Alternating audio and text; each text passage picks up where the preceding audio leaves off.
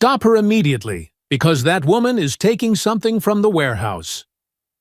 The sharp shout of Richard Barnes cut through the dusty air of the loading dock at Southern Horizon Storage in Detroit like a cracking whip. Mary Rollins froze a mere 3 steps away from the heavy exit gate, holding a large cardboard box tightly against her chest, her knuckles turning completely white from the intense strain.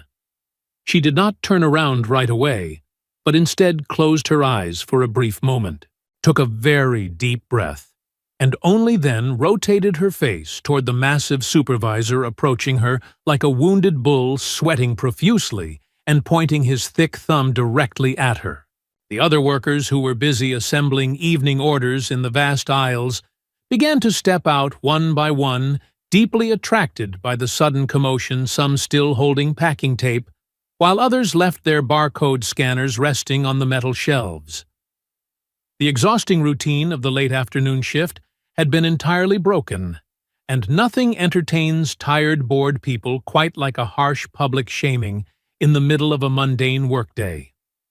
"Mrs. Rollins, open that box right this instant," ordered Richard, planting himself firmly in front of her, with his thick arms crossed over his heavy stomach, to assert his absolute dominance. "The supposed thefts in this facility are going to end today, and you are going to be the prime example for everyone else who thinks they are clever enough to steal from me." Mary did not respond with words at first, simply lowering her calm gaze toward the dusty concrete floor and pressing her lips together until they lost all their natural color. A small group of uneasy workers had already formed a tight semicircle around them, and a few individuals covertly pulled out their mobile phones to record the rapidly escalating confrontation. "Are you completely deaf, woman? Because I told you to open that box right now," repeated Richard, raising his voice to a much higher and more threatening pitch that echoed off the high warehouse ceiling.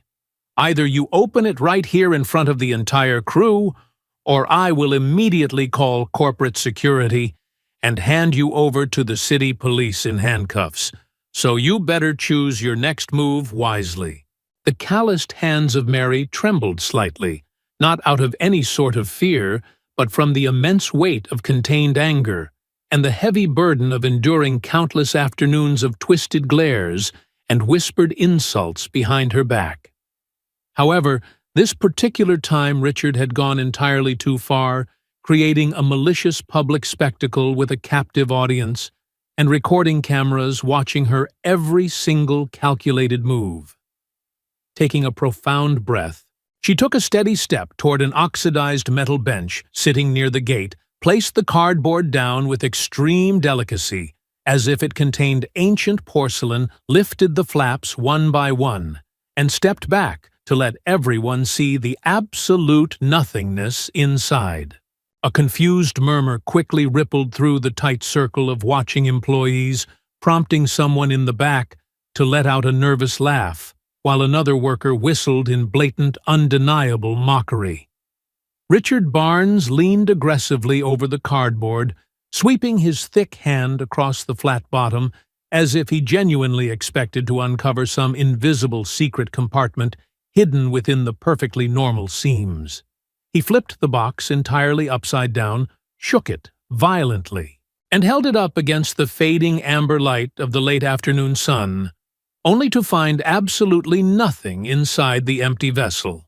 "What exactly is the meaning of this nonsense?" he growled, glaring fiercely at her with a deeply contracted brow, demanding to know if she was deliberately trying to make a massive fool out of him. "I am not trying to do anything of the sort, Mr. Barnes," she finally replied, speaking in a voice so incredibly calm and composed that it seemed to belong to an entirely different, peaceful reality. "You were the one who loudly stopped me and yelled across the yard. I am simply leaving my shift, as I do every single day, with an empty box that the company was going to throw into the garbage incinerator tonight. I have been taking these discarded boxes for a very long time, with the explicit permission of the previous warehouse manager, and it was never considered a problem by anyone in charge of this facility. "Well, under my management, it is a massive problem," spat Richard, straightening his posture and loudly announcing to the crowd that absolutely nothing, not even trash, would be given away for free anymore. Just as Richard prepared to escalate his cruel punishment and demand further disciplinary action, Lucy Parker, the incredibly strict human resources manager, arrived walking briskly with a digital tablet tucked beneath her arm, and her forehead deeply creased in authoritative concern. She was a profoundly serious woman who had built her formidable career upon enforcing firm rules without exception. But when she saw Richard panting with rage and Mary quietly holding the empty box, a distinct shadow of doubt crossed her face. After carefully inspecting the empty cardboard herself, Lucy sternly reminded Richard that company protocol explicitly forbade public employee searches and firmly declared that his highly unprofessional behavior would be the only thing documented in the official incident reports that evening. Dismissed gracefully by the human resources manager, Mary nodded politely without offering a single smile, adjusted the empty cardboard comfortably in her tired arms, and walked confidently out the heavy metal gates without looking back at the stunned supervisor. What absolutely no one in that tense loading yard realized was that standing a mere 30 paces away, the billionaire owner Frank Vance had observed the entire ugly scene in total contemplative silence. Feeling a strange, distant echo in his chest, as if his soul recognized her quiet dignity from a forgotten lifetime,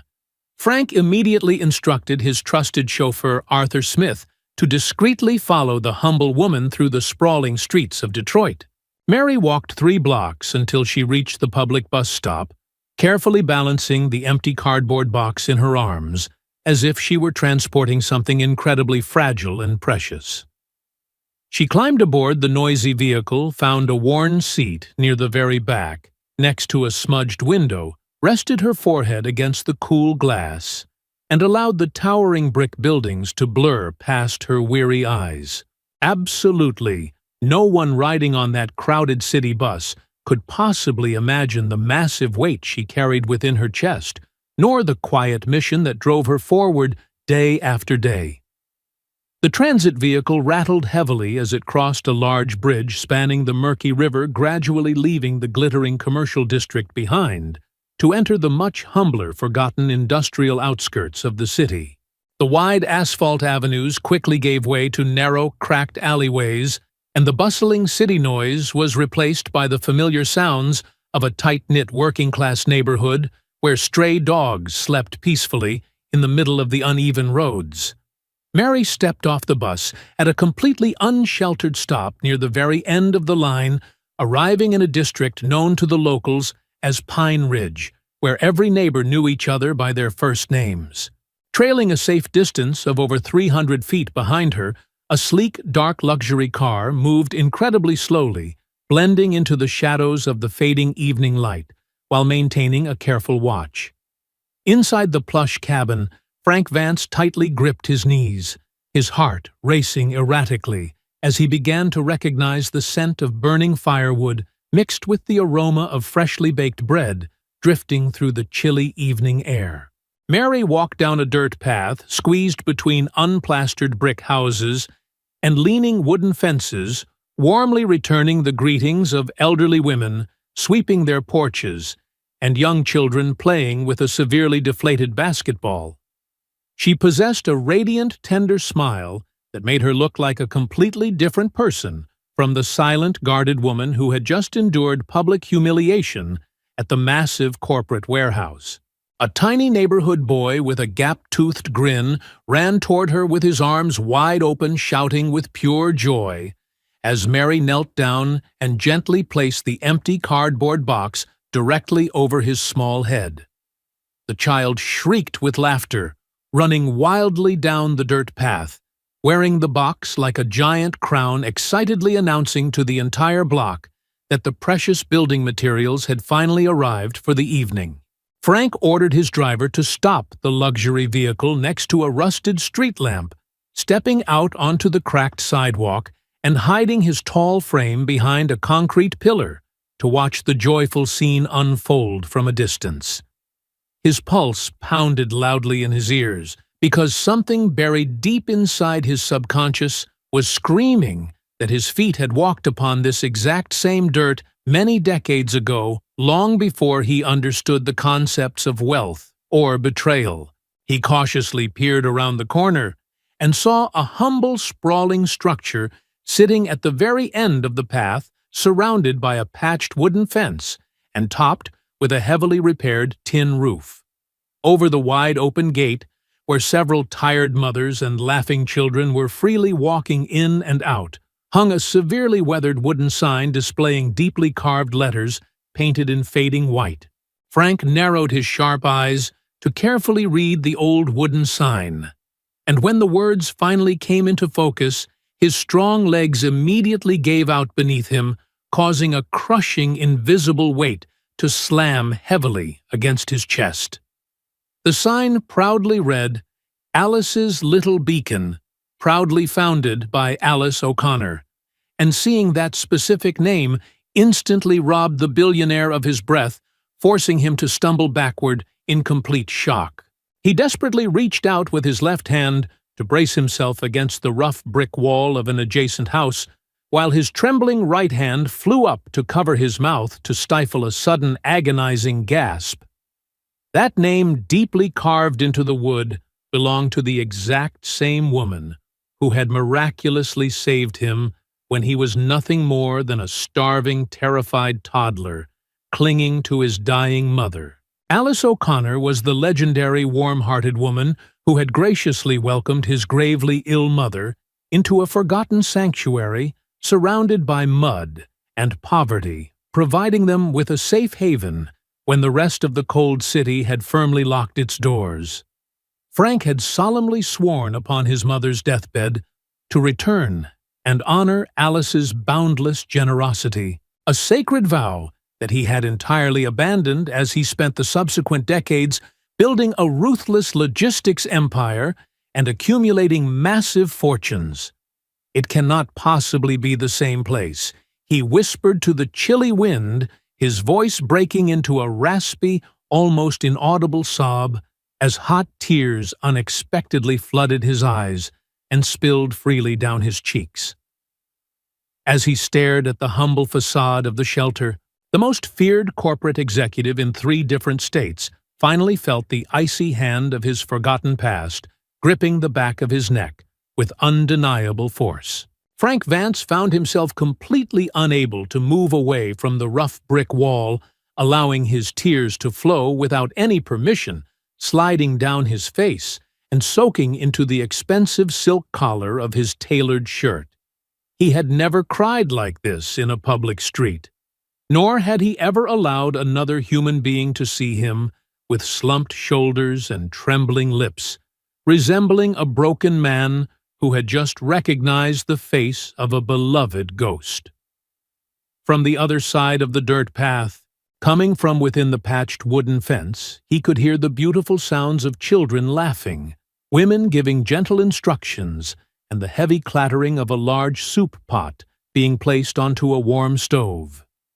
The billionaire wiped his eyes with the back of his trembling hand, took a ragged breath, and desperately attempted to piece together the shattered fragments of his earliest childhood memories that had just exploded across his mind. Realizing that he was absolutely not emotionally prepared to face the women inside the bustling shelter just yet, Frank slowly pushed himself away from the supporting wall and took several hesitant steps backward into the comforting shadows. He quietly returned to his idling luxury vehicle, sliding into the back seat and closing the heavy door with a soft click, remaining in complete silence for several long minutes while staring blankly at the plush ceiling. When his loyal chauffeur gently asked if they should return to the corporate office, Frank replied with a severely broken voice that they must go straight home because he desperately needed to uncover the absolute truth about the woman carrying the empty boxes. Inside the warm and bustling walls of Alice's little beacon, Mary had just placed her latest cardboard delivery onto a long, scratched wooden table, sitting right in the center of the main indoor courtyard. There were already several other boxes stacked neatly upon the table, some flattened out like thick blankets,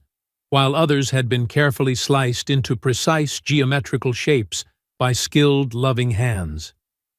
A little girl named Emily tugged gently on Mary's sleeve with sparkling eyes, asking if the new box was big enough for the baby crib, to which Mary replied with a tired but genuine smile that it was perfectly sized. Mary hung her worn coat on a rusty nail near the entrance and walked toward the busy kitchen, where the incredible aroma of a rich, hearty stew was currently filling the entire building. Rose Evans, a robust and cheerful woman who handled all the carpentry and sewing for the beloved shelter, wiped her flour-covered hands on a towel and walked over to greet Mary with a deeply concerned look in her kind eyes. Rose was the absolute master at transforming the discarded cardboard from the logistics warehouse into beautiful functional furniture for the homeless mothers, creating sturdy little cribs and small storage chests decorated with bright, hopeful colors. Seeing the lingering distress on her friend's face, Rose asked what had happened, prompting Mary to quietly confess the horrifying details of the public humiliation she had suffered at the hands of the cruel new supervisor, Richard Barnes. Mary admitted her terrifying fear that if Richard successfully fired her, the shelter would lose a massive portion of its secret funding, since she spent nearly all her spare wages buying rice milk and fresh fruit for the children. Rose gently placed both her strong hands upon Mary's trembling shoulders, offering a comforting squeeze, while reminding her that her late mother, Alice O'Connor, always taught them to solve massive problems one tiny piece at a time, like slowly simmering beans over a low fire.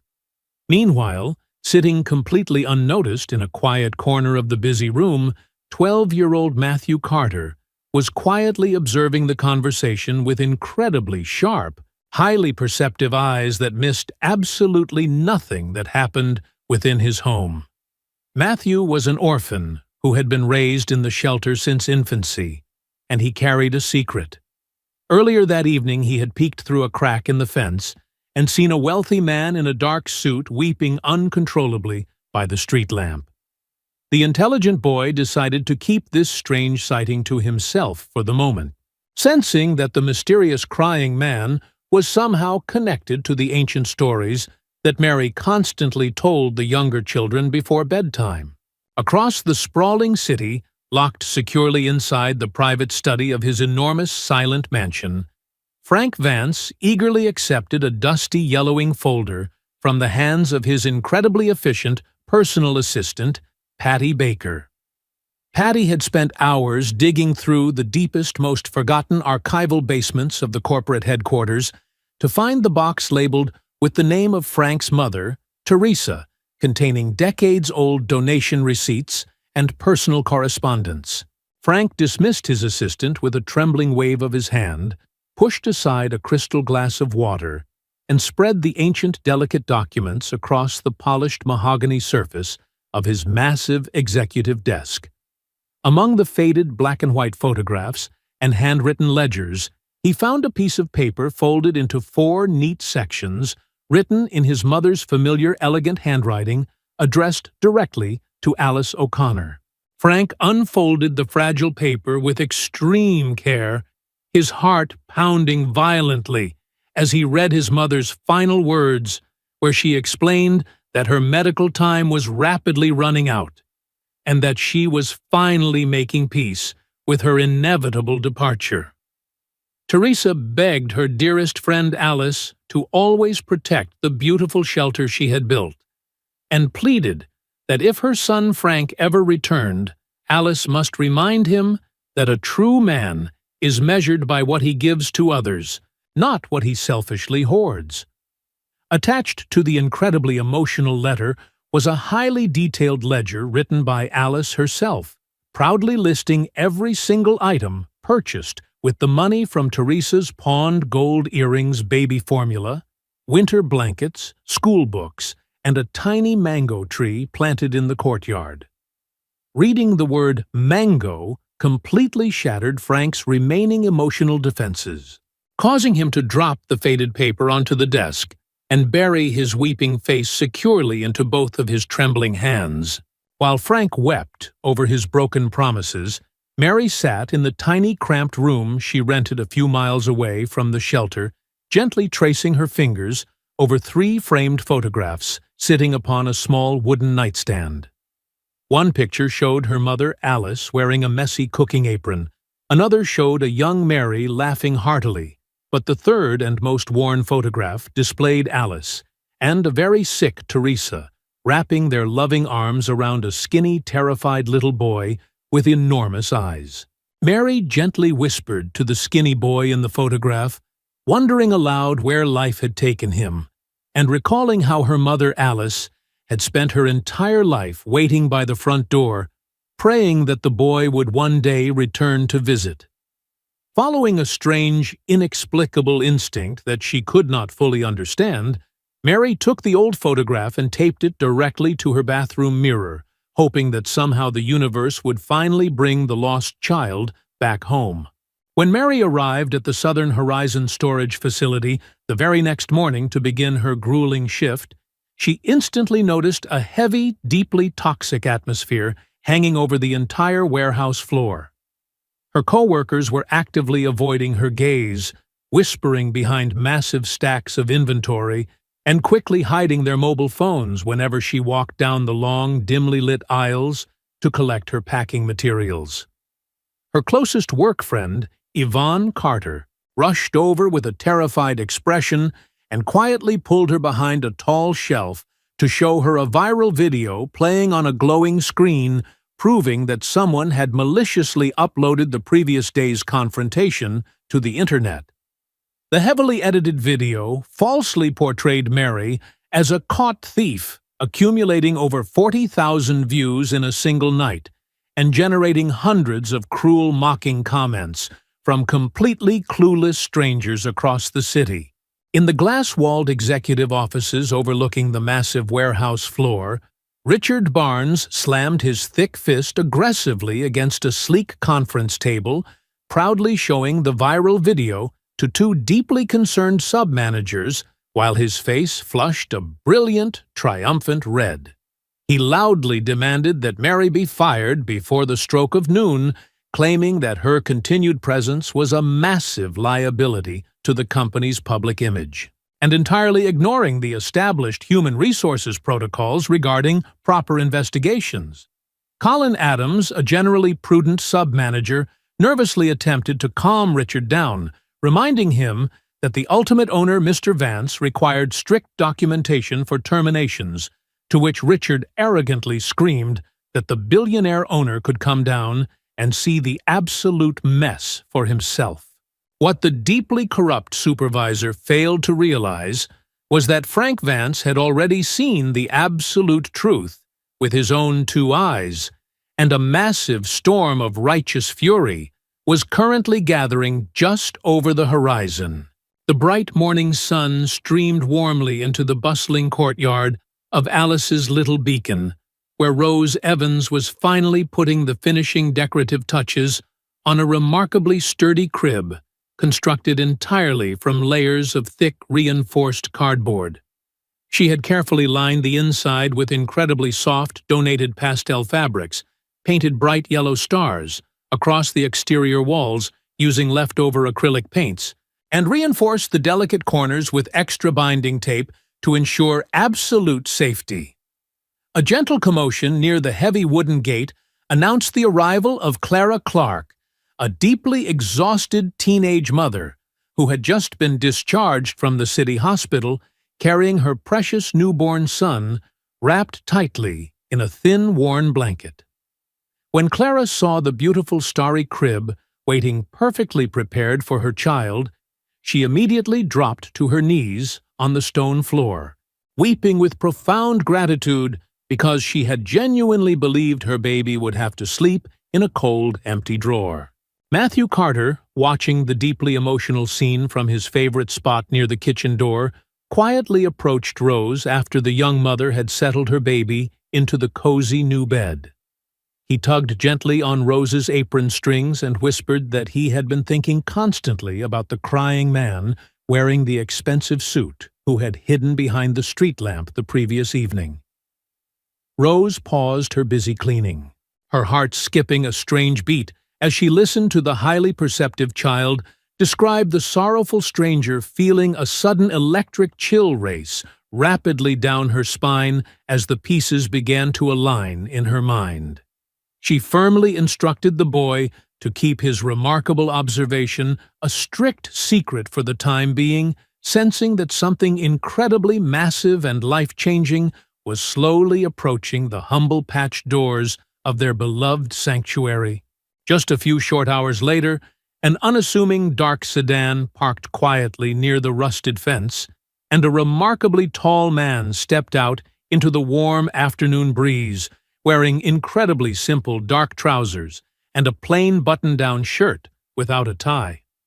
Frank Vance had actively chosen to leave his intimidating corporate armor securely locked away in his closet, deciding instead to approach the sacred grounds of his childhood as a deeply humbled son seeking desperate forgiveness. He pushed open the heavy wooden gate and stepped into the lively courtyard, completely ignoring the curious stares of the busy women as his tear-filled eyes locked instantly onto the ancient twisted trunk of the massive mango tree growing in the corner.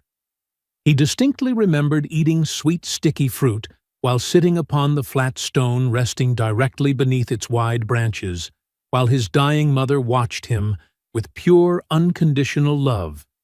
from the nearby kitchen doorway. Rose Evans was the very first person to cautiously approach the emotional stranger, wiping her damp hands upon a towel, and politely asking if there was anything the shelter could possibly help him with on this fine day. Frank opened his trembling mouth to speak, but the incredibly overwhelming weight of 1,000 returning memories temporarily robbed him of his voice, forcing him to point weakly toward the ancient tree and the worn stones of the courtyard. He finally choked out his name, introducing himself as Frank Vance, but quickly added that his mother was Teresa, the incredibly sick woman who had died many years ago on a borrowed cot in the back room of this exact house. Upon hearing that highly specific legendary name, Rose dramatically dropped her cleaning towel directly onto the dusty dirt floor, her eyes widening in absolute shock as she loudly whispered a prayer to the heavens above. At that exact miraculous moment, Mary Rollins stepped out of the busy kitchen doorway, wearing a flour-dusted apron and carrying a large wooden mixing spoon in her right hand.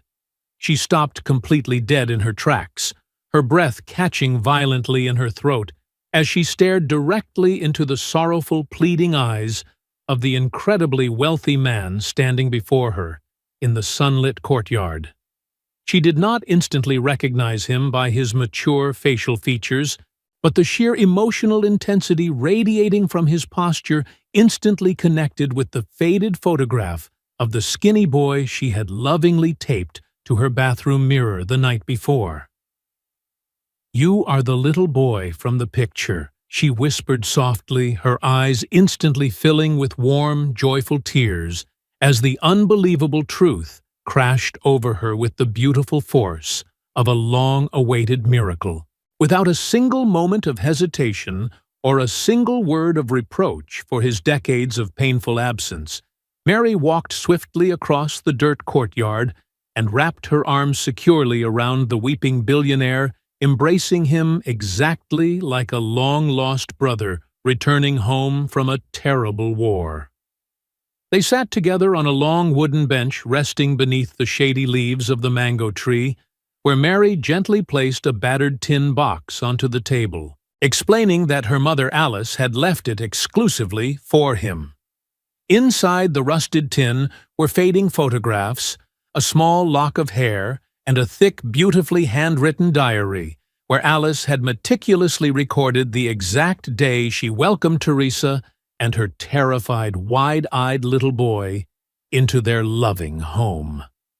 Frank pressed the open diary tightly against his chest and sobbed openly, finally releasing decades of frozen corporate coldness, completely surrounded by the unconditional warmth of the family he had forgotten. While a beautiful healing reunion blossomed beneath the mango tree, a highly toxic storm was successfully executing its dark purpose within the glass-walled offices of the Southern Horizon storage facility across town. Richard Barnes had relentlessly pressured the executive team throughout the morning, leveraging the disastrous public relations nightmare caused by the viral video to completely override standard disciplinary procedures and force an immediate termination. Lucy Parker, the conflicted human resources manager, finally signed the official separation documents under severe duress, completely unable to reach Frank Vance on his private phone lines because the billionaire was currently weeping in a dirt courtyard. However, Lucy secretly copied every single piece of security footage, internal email, and violated protocol document into an encrypted hidden folder on her personal computer, firmly believing that a massive reckoning was inevitable. When Mary returned to the massive logistics facility later that afternoon to begin her second shift, she was gently but firmly stopped at the front gates by Bernard Underwood, an elderly security guard with incredibly sad, apologetic eyes. He handed her the freshly printed termination papers, speaking in a very low whisper to explain that he had strict, undeniable orders to deny her entry due to the public scandal, and expressing his profound sorrow over the massive injustice. Mary accepted her devastating fate with quiet, unshakable dignity, nodding respectfully to the kind guard before turning around to begin her long walk back to the bus stop, carrying nothing but her purse. Just before she left, Bernard discreetly slipped a thick sealed envelope into her hands, whispering that it was a highly confidential package from Yvonne Carter, containing absolute proof of everything she would ever need to fight back. Mary walked several miles through the noisy city streets until she found a quiet, isolated iron bench sitting beneath a large oak tree in a small municipal park, far away from the chaotic traffic and the prying eyes of strangers. With fingers trembling from a complex mixture of sudden unemployment and burning curiosity, she carefully tore open the thick envelope provided by Yvonne and pulled out several pages of closely written, incredibly detailed notes. The letter revealed a horrifying, systemic truth. Richard Barnes was not merely an abusive supervisor, but a highly organized thief who had spent years stealing massive quantities of expensive corporate inventory and selling it directly to the local black market. To cover up his massive discrepancies, Richard specifically targeted vulnerable, hard-working women, publicly accusing them of minor infractions to create convenient scapegoats and entirely distract the corporate auditors from his own massive, highly lucrative crimes. Yvonne's letter specifically detailed the tragic, heartbreaking case of Daisy Miller, a former night shift worker who had been brutally framed and fired by Richard just a few months prior under incredibly similar, entirely fabricated circumstances. Because of the sudden, devastating loss of her income, Daisy had been brutally evicted from her apartment and temporarily lost physical custody of her young son, forcing her to survive by selling homemade pastries near a busy bus terminal. Reading about another innocent mother suffering such immense catastrophic pain ignited a blinding, righteous fire deep within Mary's soul, completely erasing any lingering sadness she felt over her own unjust termination from the corrupt logistics facility. She carefully folded the explosive documents, pressed them tightly against her chest, and wiped away her final tears, realizing that her firing was not a defeat, but rather the crucial key needed to unlock a massive chain of long-overdue justice. When Mary finally pushed open the heavy wooden gates of Alice's little beacon later that evening, she found Frank Vance sitting comfortably on the ground, happily sharing a simple dinner of stew and bread with the laughing children. She walked directly toward him, her face radiating an intense, unshakable determination, and gently asked him to step away from the loud courtyard to review some incredibly urgent information she had just received from the warehouse. Frank instantly noticed the fierce spark of battle burning brightly in her eyes, quickly wiping his mouth with a napkin and following her into the quiet, dimly lit kitchen, completely unaware of the massive storm he was about to unleash.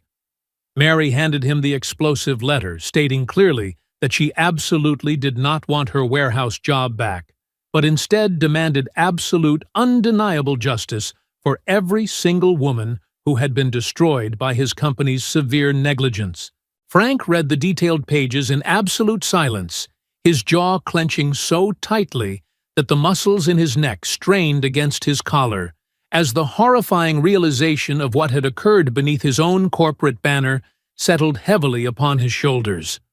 The deep, sorrowful guilt he had been carrying all afternoon instantly transformed into a blazing, highly focused fury, completely erasing the broken man and summoning the ruthless, incredibly powerful corporate titan who commanded absolute authority. He immediately pulled his modern smartphone from his pocket, dialing his fierce private investigator Ethan Reed, and firmly ordering him to assemble the finest corporate lawyers, Ian Vickers and Valerie Page, for an emergency all-night strategy session. Frank looked directly into Mary's eyes and swore a sacred vow that by the time the sun set the following day, the men who had poisoned his company and harmed these women would be completely eradicated from the industry. Early the next morning, Frank and Mary traveled together to a cramped, deeply impoverished apartment hidden behind a noisy neighborhood bakery, searching for the disgraced former employee mentioned in the secret letter. Daisy Miller answered the peeling wooden door, wearing a faded cooking apron, her eyes widening in absolute terror and confusion when she recognized the famous billionaire and the woman from the viral internet video standing on her modest porch. Frank did not offer a formal handshake. Instead, the towering corporate owner dropped directly onto his knees upon the cracked linoleum floor of her tiny kitchen, humbly bowing his head and begging for her absolute forgiveness for his company's massive failures. He swore to Daisy that her stolen dignity, her lost wages, and her completely disrupted life would be fully restored before the week ended, and promised that she would play a crucial role in preventing this tragedy from ever happening again. Armed with an impenetrable mountain of newly gathered evidence, including sworn affidavits from multiple victims, financial traces of the black market sales, and the hidden digital backups provided by Lucy Parker, Frank orchestrated a massive trap. He summoned a mandatory, highly urgent executive board meeting at the very top of his gleaming glass corporate tower in downtown Detroit, requiring the immediate attendance of every single regional manager and operational supervisor in the entire district. Richard Barnes confidently strutted into the luxurious mahogany-paneled boardroom, wearing a smug, arrogant smirk, entirely convinced that he was about to be officially commended for swiftly handling the public relations disaster caused by the viral video. The corrupt supervisor pulled out a plush leather chair to sit, completely unaware that the heavy doors were being securely locked by security guards standing firmly on the outside of the soundproof executive suite. The arrogant smirk instantly vanished from Richard's flushed face, replaced by a mask of absolute paralyzing terror, when his eyes finally traveled toward the front of the massive table and saw exactly who was sitting there. Sitting directly to the right of the incredibly furious billionaire owner was Mary Rollins, dressed in her simple, humble clothing, holding her worn purse comfortably on her lap, and staring at Richard with a gaze of pure, unbreakable steel. Richard aggressively demanded to know what a fired warehouse worker was doing inside a highly classified executive meeting, desperately attempting to project authority. But his voice cracked pitifully under the crushing weight of Frank's silent, deadly glare. "Sit down and keep your mouth completely shut," Frank commanded with a voice so incredibly cold and sharp that it seemed to instantly drop the temperature of the entire executive boardroom by several terrifying degrees. Over the next agonizing hour, Frank ruthlessly and methodically destroyed Richard's entire existence, throwing undeniable bank records, photographic evidence, and sworn victim statements directly onto the polished table for every single executive to witness. He loudly declared that Richard was officially terminated with absolute cause, heavily penalized, and immediately handed over to the city authorities, who were already waiting patiently in the lobby with shiny metal handcuffs. Before the defeated, trembling supervisor was dragged out of the room, Mary stood up and delivered a final devastating blow, stating that Richard thought he was crushing weak women, but he had actually awakened an entire family of unbreakable survivors. As the heavy wooden doors clicked shut behind the ruined thief, the remaining executives sat in terrified, breathless silence, fully realizing that a massive, completely unstoppable era of profound change had just begun within the massive logistics empire. During the vibrant, hopeful weeks that followed the dramatic removal of the corrupt supervisor, the entire atmosphere within the massive Southern Horizon storage facility completely transformed, breathing with a fresh, undeniable sense of profound relief. Workers who had previously kept their eyes glued to the concrete floor out of paralyzing fear began greeting one another with loud, cheerful voices and warm, genuine smiles that echoed pleasantly across the busy loading docks. Yvonne Carter, the brave woman who had secretly smuggled the crucial evidence out of the gates, was officially promoted to the position of senior shift supervisor, completely replacing the toxic management style with genuine fairness and immense respect. Daisy Miller joyfully accepted a newly created corporate role, proudly walking through the warehouse doors, not as a humble packer, but as the official director of employee welfare and internal protection, actively ensuring that no worker would ever suffer in silence again. Despite his massive, sweeping victories in the corporate world, Frank Vance still carried a deep, painful void in his personal life, regarding his severely strained relationship with his incredibly distant teenage son, Sam Vance. Since the tragic passing of Sam's mother many years ago, the father and son had drifted incredibly far apart, living like two silent, unapproachable ghosts, wandering through the massive, echoing halls of their luxurious, deeply empty mansion. Seeking desperate guidance, Frank confessed his profound parental failures to Mary during a quiet evening in the shelter's kitchen, admitting that all his massive wealth could not buy back the crucial years he had selfishly chosen to spend at the office. Mary smiled warmly and offered incredibly simple, brilliant advice. Bring the boy to the shelter, without any grand, complicated explanations, and simply let him witness the beautiful, unpolished truth of where his family truly came from. The next day, Frank brought Sam to Alice's little beacon, where young Matthew explained that the shelter's beloved mango tree had been planted by Sam's grandmother, Teresa, after she sacrificed her gold earring so future children would always have food. Deeply moved by the story of his own family's kindness, Sam embraced his father in forgiveness. Soon afterward, journalist Anna Foster shared the shelter's inspiring story nationwide. But Mary insisted that the focus remain on Alice O'Connor's legacy, Rose's handmade cardboard cribs, and the children rather than herself. The broadcast sparked overwhelming public support, attracting volunteers' donations and funding that transformed the once struggling shelter into a thriving community center with new facilities while preserving the cherished mango tree.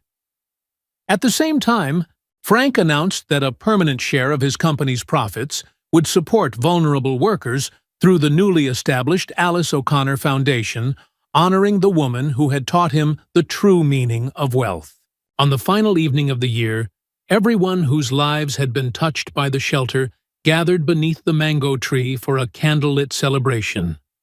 Surrounded by friends, families, and grateful children, Mary was invited to speak and reflected on the lessons she had learned.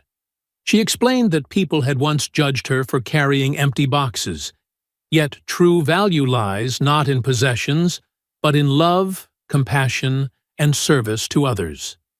Material wealth fades, while dignity, kindness, second chances, and promises faithfully kept create lasting change.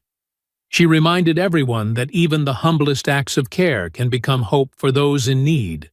and that a life devoted to helping others is the only legacy that truly endures.